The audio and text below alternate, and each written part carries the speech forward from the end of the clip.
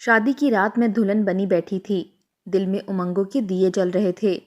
میرا شوہر بہت ہی خوبصورت مرد تھا۔ میں اپنے آپ کو اس دنیا کی خوش قسمت ترین لڑکی سمجھ رہی تھی جو رخصتی کے بعد سیدھے دبئی چلی آئی تھی۔ میں دلہن کے روپ میں قیامت ڈھا رہی تھی اور سر جھکائے بستر پر بیٹھی تھی کہ آہستہ آہستہ مجھے کسی کے قدموں کی چاپ سنائی دینے لگی۔ میں نے اپنا چہرہ گھونگھٹ کے اندر کر لیا۔ ایسا نہیں تھا کہ میں اب تک اپنے شوہر سے نہیں ملی تھی، لیکن اس طرح شادی کی رات کے نام پر یہ ہماری پہلی ملاقات تھی، اور میں اس رات کا ہر ایک ایک پل محسوس کرنا چاہتی تھی۔ جیسے جیسے میرا شوہر ہمدان میرے قریب آیا، میرے دل کی دھڑکنیں تیز ہونے لگیں۔ میرے قریب بیٹھ کر اس نے میرا گھونگھٹ پلٹا تو میری سانسیں تھم سی گئیں۔ ہمدان نے مجھے میرے نام سے پکارا۔ جیسے ہی میں نے نظر اٹھا کر اس کی طرف دیکھا تو اگلے ہی لمحے میرے قدموں تلے سے زمین نکل گئی۔ میرا نام نورین خان ہے۔ میری عمر 22 سال ہے۔ قسمت نے میرے ساتھ ایسا کھیل کھیلا کہ میں اپنے نصیبوں کو رو بھی نہیں سکی تھی۔ ہر لڑکی کے چہرے میں اس کی ماں کا عکس ہوتا ہے، اور یہی عکس میری بدقسمتی بن گیا تھا۔ میں اپنا سب سے قیمتی جوڑا پہن کر تیار بیٹھی تھی۔ بس کچھ ہی دیر میں لڑکے والے مجھے دیکھنے کے لیے آنے والے تھے، لیکن میں اچھی طرح جانتی تھی کہ اس دفعہ بھی ان کا جواب انکار میں ہوگا۔ یہ میرے لیے کوئی نئی بات نہیں تھی۔ میں پچھلے 2 سال سے اسی اذیت کو جھیل رہی تھی۔ لوگ آتے، مجھے دیکھتے، ہمارے بارے میں سوال کرتے، اور جیسے ہی انہیں میری ماں اور میرے خاندان کا علم ہوتا، وہ فوراً اٹھ جاتے اور دروازے پر ہی انکار کر دیتے۔ میں سمجھ ہی نہیں پائی تھی کہ میری ماں کا کردار کیوں میرے مستقبل کے لیے گرہن بن گیا ہے۔ اور پھر ایک دن خاندان میں محفل میلاد کی تقریب میں شرکت کے لیے گئی تو وہاں عورتوں کی باتوں سے مجھے اندازہ ہوا کہ میری ماں کا کردار ٹھیک نہیں تھا۔ عورتیں دبے لفظوں میں میری ماں کو بد کردار کہہ رہی تھیں اور ماضی کے نہ جانے کون سے قصے ایک دوسرے کو بتا رہی تھیں، جنہیں سن کر میرے کانوں سے دھواں نکلنے لگا۔ میں آدھی ادھوری محفل میں سے ہی واپس لوٹ آئی تھی۔ مجھ میں مزید وہاں رکنے کی ہمت نہیں تھی۔ گھر آئی تو اماں پوچھنے لگیں کہ کیا بات ہے نورین، اتنی جلدی کیوں واپس آ گئی ہو؟ میرے پاس کہنے کے لیے کچھ بھی نہیں تھا۔ میں اماں سے کیا کہتی؟ ان کا کردار تو مجھے کسی مقام پر بھی سرخرو ہونے نہیں دیتا۔ ان کے کردار کے آگے میری خوبصورتی بھی ہار گئی تھی۔ لوگ مجھے میرے نام، میری صورت، میرے کردار سے نہیں بلکہ میری ماں کی بد کرداری سے پہچاننے لگے تھے، اور اس سے زیادہ تکلیف دہ بات میرے لیے اور کیا ہو سکتی تھی؟ اس دن کے بعد سے میں نے گھر سے نکلنا اور لوگوں سے ملنا جلنا ہی ختم کر دیا تھا۔ میں احساس کمتری کا شکار ہو گئی تھی۔ مجھے لگتا تھا کہ میں کسی سے نظر ملانے کے قابل نہیں رہی۔ ہر کسی کی آنکھوں میں میرے لیے ایک عجیب سا احساس ہوتا، اور میری اس احساس کمتری کی وجہ صرف اور صرف میری ماں تھی۔ اماں کو بھی میری ذہنی حالت کا اچھی طرح اندازہ ہو گیا تھا، اسی لیے انہوں نے میری جلد از جلد شادی کا فیصلہ کیا، لیکن یہاں بھی ان کا ماضی آڑے آ گیا۔ اماں نے کئی رشتے والیوں سے بات کر رکھی تھی، اور آئے دن ہی کوئی نہ کوئی مجھے دیکھنے کے لیے آتا، لیکن اماں کا کردار میرے دامن پر کسی سیاہ داغ کی طرح چمٹ گیا تھا۔ ہر کوئی مجھے میری ماں کے کردار سے تولتا، اور میں ان کی نظر میں بے مول ہو جاتی۔ آج بھی ایسا ہی دن تھا۔ رشتے والی ناہید خالہ نے بتایا تھا کہ بہت ہی اچھا رشتہ ہے، لڑکا دبئی میں نوکری کرتا ہے اور یہاں اس کی ایک شادی شدہ بہن ہے۔ وہی لڑکے کے لیے رشتہ تلاش کر رہی ہے۔ اپنی نورین شادی کے بعد راج کرے گی۔ اماں نے ناہید خالہ کو یہ رشتہ لانے کا کہہ دیا، اور میں انہی کے انتظار میں تیار بیٹھی تھی۔ دوپہر کے 3 بجے کے قریب ناہید خالہ ایک خوبصورت اور جوان لڑکی کے ساتھ ہمارے گھر چلی آئیں۔ میں نے کولڈ ڈرنک اور بسکٹ ان کے آگے پیش کیے اور خود بھی وہیں خاموشی سے بیٹھ گئی۔ وہ لڑکی جو ناہید خالہ کے ساتھ آئی تھی، اس کا نام فرحت تھا۔ وہ عمر میں تقریباً میرے برابر ہی تھی اور بڑی بے تکلفی سے مجھ سے بات کرنے لگی۔ عمر کا فرق نہ ہونے کی وجہ سے مجھے بھی اس سے بات کرنے میں بالکل جھجک محسوس نہیں ہو رہی تھی۔ کافی دیر میرے ساتھ بات کرنے کے بعد اس نے اماں سے کہا کہ میری ہونے والی بھابھی کی زندگی میں نہ ہی ساس سسر کی کوئی پریشانی ہوگی اور نہ ہی نندوں کا جھنجھٹ۔ وہ خود فون پر نکاح کروائے گی اور پھر کاغذات تیار ہوتے ہی دلہن کو دبئی اپنے بھائی کے پاس بھیج دے گی۔ اس کے بھائی کی نوکری ایسی ہے کہ 2 سال سے پہلے چھٹی نہیں مل سکتی، اور اب اس کا بھائی کسی نیک اور شریف پاکستانی لڑکی سے شادی کرنا چاہتا ہے۔ فرحت کی بات سن کر اماں کے چہرے کا رنگ بدل گیا۔ اماں کہنے لگیں کہ اس طرح شادی کیسے ممکن ہے؟ اگر لڑکا دبئی سے یہاں آئے گا ہی نہیں تو ہم اس سے ملاقات کیسے کریں گے؟ فرحت کہنے لگی، آپ فون پر میرے بھائی سے بات کر سکتی ہیں، تصویر میں آپ کو دے دوں گی۔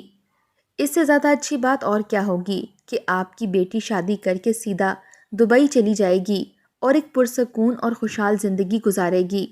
فرحت کہنے لگی کہ مجھے تو نورین بہت پسند ہے، میں چاہتی ہوں کہ آپ ایک دفعہ میرے بھائی کی تصویر دیکھ لیں اور اس سے بات کر لیں تو ہم یہ رشتہ پکا کر دیں گے۔ فرحت کی بات سن کر میں حیران رہ گئی کہ اسے نہ ہی میری ماں کے کردار کا علم تھا اور نہ ہی اس نے رشتہ پکا کرنے سے پہلے کوئی ڈھیر ساری معلومات حاصل کی تھیں۔ اسے میں پہلی ہی نظر میں پسند آ گئی تھی اور اس نے مجھے اپنے بھابھی بنانے کا فیصلہ کر لیا تھا۔ میں دل ہی دل میں بہت زیادہ خوش تھی کیونکہ پورے 2 سال بعد یہ پہلی دفعہ ہوا تھا جب کسی نے مجھے اپنے گھر کی عزت بنانے کی حامی بھری تھی۔ اماں نے فرحت کو کوئی خاص جواب نہیں دیا تھا اور فرحت اپنے بھائی ہمدان کی تصویر کے ساتھ سوچنے کا وقت دے کر چلی گئی تھی۔ فرحت کے جانے کے بعد اماں نے تصویر دیکھے بغیر ہی ناہید خالہ کو صاف لفظوں میں انکار کر دیا کہ میں اپنی نورین کی شادی اس طرح نہیں کر سکتی۔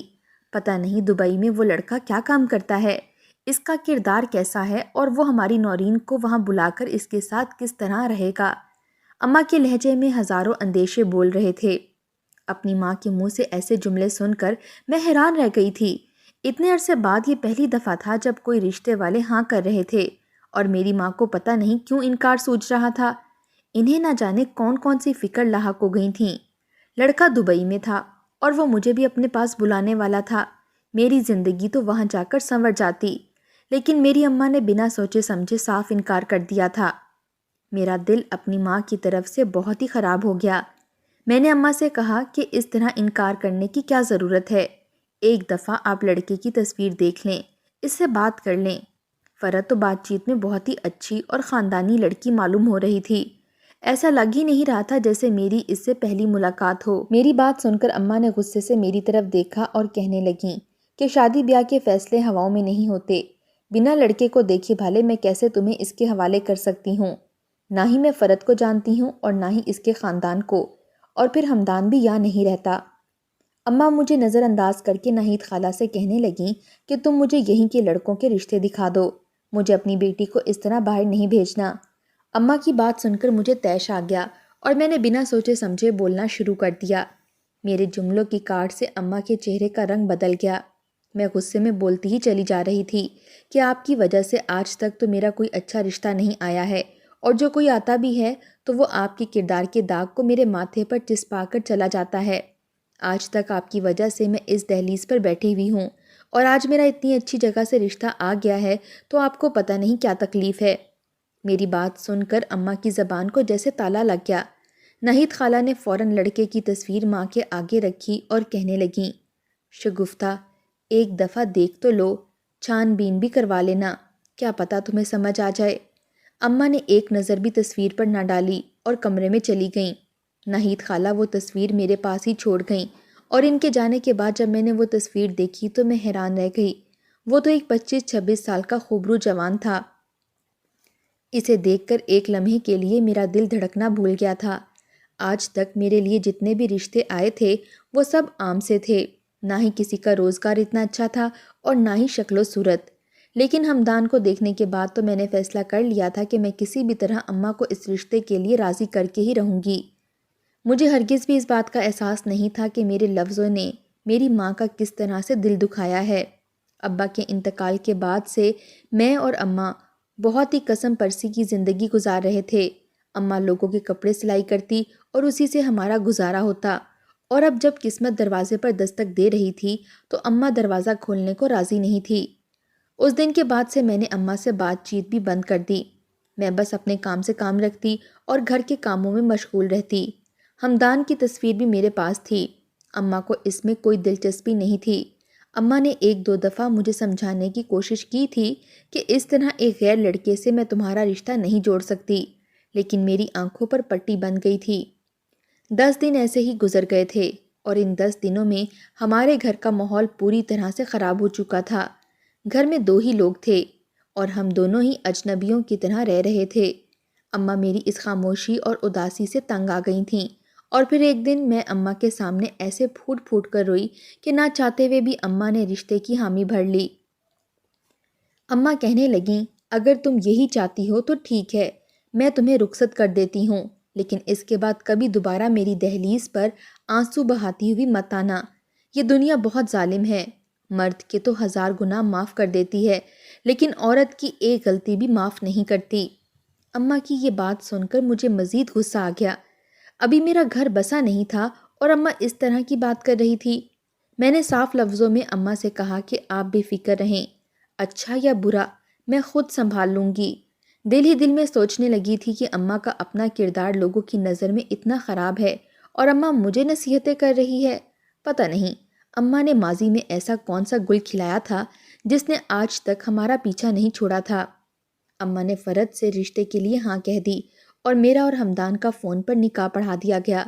اماں نے اس رشتے اور شادی میں کوئی دلچسپی نہیں لی تھی، وہ سرسری طور پر رسم نبھا رہی تھیں۔ مجھے اماں کے احساسات اور جذبات کی کوئی پرواہ نہیں تھی، میں اپنی آنے والی زندگی کا سوچ کر ہی خوش تھی۔ 2 مہینے پلک جھپکتے ہی گزر گئے۔ ہمدان سے میری 1-2 دفعہ فون پر بات ہوئی تھی اور پھر کاغذات بنتے ہی ہمدان نے مجھے اپنے پاس دبئی بلا لیا۔ میری ماں میری رخصتی پر بہت اداس تھی، لیکن میں اس بات پر خوش تھی کہ اب اماں کی بدکرداری کا داغ میرے پیچھا نہیں کرے گا۔ اب میرے ارد گرد کوئی ایسا شخص نہیں ہوگا جو میری ماں کے کردار کے حوالے سے مجھے دیکھے گا، نہ ہی کسی کی آنکھوں میں میرے لیے عجیب سا احساس ہوگا۔ میں فلائٹ لے کر دبئی کے لیے روانہ ہو گئی تھی اور ایئرپورٹ پر ہی ہمدان نے مجھے ریسیو کر لیا تھا۔ میں اپنی ماں کو بالکل تنہا چھوڑ آئی تھی۔ میری ماں تو مجھ سے اس قدر ناراض تھی کہ اس نے ہمدان کی تصویر تک دیکھنا گوارا نہیں کی تھی۔ ہمدان مجھے اپنے گھر لے آیا تھا۔ اس کا گھر پوری طرح سے سجا ہوا تھا، اس نے میرے استقبال کی تیاری کر رکھی تھی۔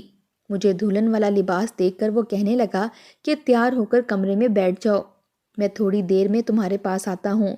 آج ہماری شادی کی پہلی رات ہے اور میں تمہیں ایک تحفہ دینا چاہتا ہوں۔ میں نے ہمدان کے ہاتھ سے وہ جوڑا لیا اور خوب سج سنور کر اس کے کمرے میں دلہن بن کر بیٹھ گئی۔ تھوڑی دیر میں ہمدان میرے پاس چلا آیا اور جب اس نے میرا گھونگھٹ اٹھایا تو یہ دیکھ کر میرے قدموں تلے سے زمین نکل گئی کہ اس کے ہاتھ میں ایک تصویر موجود تھی جس میں میری ماں ایک آدمی کے ساتھ کھڑی تھی۔ میں نہیں جانتی تھی کہ وہ آدمی کون ہے، لیکن یہ سوچ کر میرے رونگٹے کھڑے ہو گئے تھے کہ ہمدان بھی میری ماں کی بدکرداری سے واقف تھا۔ شاید وہ میری ماں کا کوئی پرانا آشنا تھا اور یہ بات ہمدان کو معلوم تھی۔ میرے دل میں یہی خیال سر اٹھانے لگے تھے کہ اب میں اپنی باقی زندگی ہمدان کے ساتھ کس طرح سے گزاروں گی۔ میں نے ہکلاتے ہوئے ہمدان سے پوچھا کہ یہ سب کیا ہے، اور جو جواب ہمدان نے دیا وہ سن کر تو میرے سر پر آسمان گر پڑا۔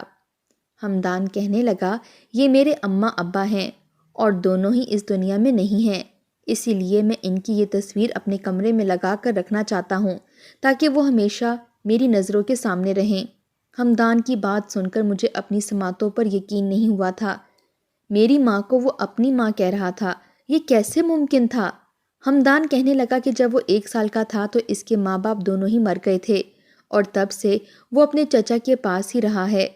فرد بھی اس کے چچا کی ہی بیٹی ہے۔ میں نے روتے ہوئے ہمدان سے کہا کہ اس کی ماں مری نہیں ہے بلکہ زندہ ہے، کیونکہ اس کی ماں ہی میری ماں ہے۔ ہمدان کو میری بات پر یقین نہ آیا تو میں نے اپنا سامان کھول کر ایک فوٹو البم نکالا جو میں اپنے سامان میں رکھ کر لے آئی تھی۔ اس میں میری اماں اور ابا کی ایک ساتھ کئی تصویریں موجود تھیں، لیکن میرا باپ وہ نہیں تھا جو ہمدان کا باپ تھا۔ اماں کی تصویریں دیکھ کر ہمدان کی آنکھیں کھلی کی کھلی رہ گئیں اور وہ کہنے لگا کہ یہ کیسے ممکن ہے؟ اس کی ماں کو مرے تو سالوں گزر چکے ہیں، کیا ہم دونوں کی ماں ایک ہی ہے؟ اور اگر ایسا ہے تو ہم دونوں کی شادی تو ممکن ہی نہیں۔ بہت سارے سوالات نے جنم لے لیا تھا اور اس کے لیے اماں سے ہر سوال کا جواب طلب کرنا ضروری تھا۔ ہمدان کے کہنے پر میں نے اماں کو فون لگایا، وہ میرے لیے بہت ہی فکر مند تھیں۔ میری آواز سنتے ہی خوش ہو گئیں اور کہنے لگیں، نورین، مجھے ابھی سے تیری یاد ستانے لگی ہے۔ میں نے اماں سے کہا کہ پہلے یہ بتاؤ اماں، کیا تمہارا کوئی بیٹا بھی ہے؟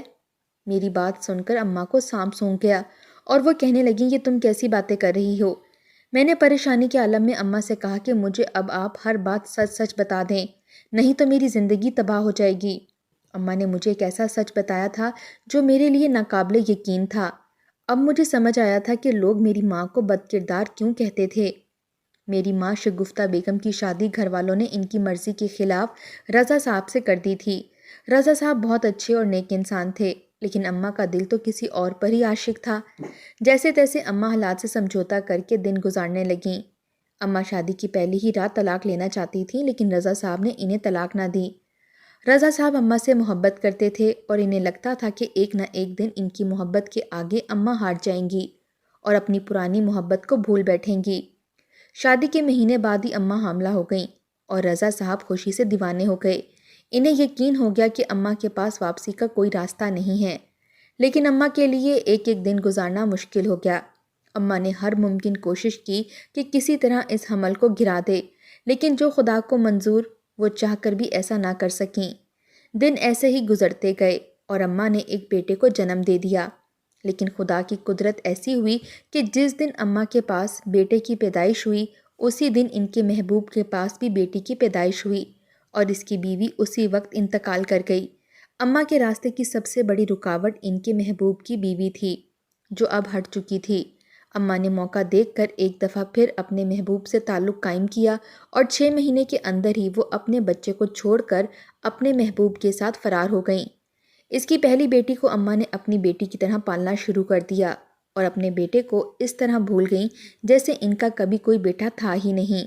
لیکن قسمت کی ستم ظریفی کی اماں کا دوسرا شوہر، جسے شاید شوہر بھی نہیں کہا جا سکتا کیونکہ اماں نے اپنے پہلے شوہر سے طلاق نہیں لی تھی، ایک حادثے کا شکار ہو کر مر گیا۔ جمع پونجی ختم ہوئی تو فاقے ہونے لگے۔ اماں نے دوبارہ اپنے پہلے شوہر کے پاس لوٹنے کی کوشش کی، لیکن ان کی گود میں اپنے دوسرے شوہر کی بیٹی یعنی کہ میں موجود تھی۔ اماں جب مجھے گود میں اٹھا کر واپس آئیں تو لوگوں نے ہم پر پتھر برسائے اور خاندان والوں نے تو اماں کی اس بد کرداری کے قصے کو ہر گھر میں اچھال دیا۔ اماں کو دوبارہ اپنایا تو نہ گیا، لیکن اماں جہاں جاتی وہاں اماں کے ماضی کی باز گشت ہمارا پیچھا کرتی۔ اماں نے بہت ہی مشکل زندگی کاٹی۔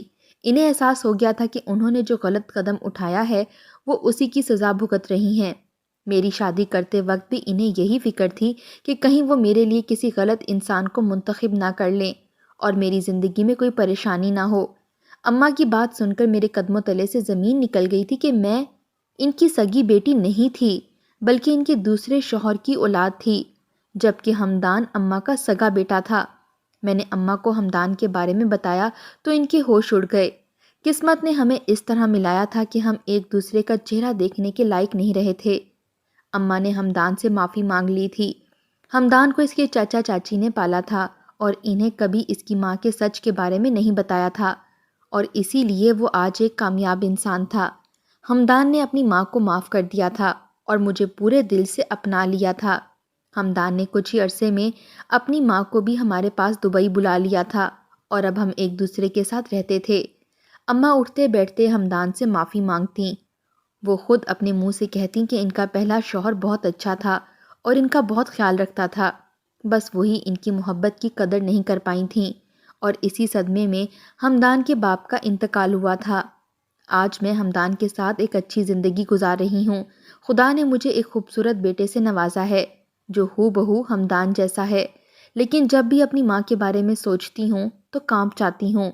میری ماں نے ایک غلط فیصلہ کر کے اپنی پوری زندگی داؤ پر لگا دی تھی اور ساری زندگی اس کی سزا بھی بھگتتی تھیں، اور ساتھ ہی بہت بڑے گناہ کا ارتکاب بھی کر بیٹھی تھیں۔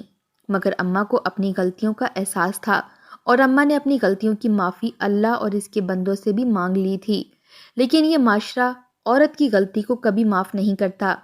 میری ماں کو بار بار بد کردار کہا گیا، جبکہ میری ماں توبہ کر چکی تھیں۔ ہم انسان زمین پر خدا بن بیٹھے ہیں اور دوسروں کی زندگیوں کے فیصلے کرنے لگے ہیں۔ ہمیں اپنے گناہ کا تو احساس نہیں ہے، لیکن ہم دوسروں کو اس کے گناہ کا بار بار احساس دلا کر خود کو بہت نیکوکار سمجھتے ہیں، جبکہ ہماری اپنی زندگی گناہوں کی لپیٹ میں ہوتی ہے۔ میں آپ لوگوں سے جاننا چاہتی ہوں کہ آپ ہی مجھے بتائیں کہ کیا میری ماں کے ماضی کے گناہ کو بار بار اس کے سامنے لا کر رکھنا ایک ٹھیک عمل ہے؟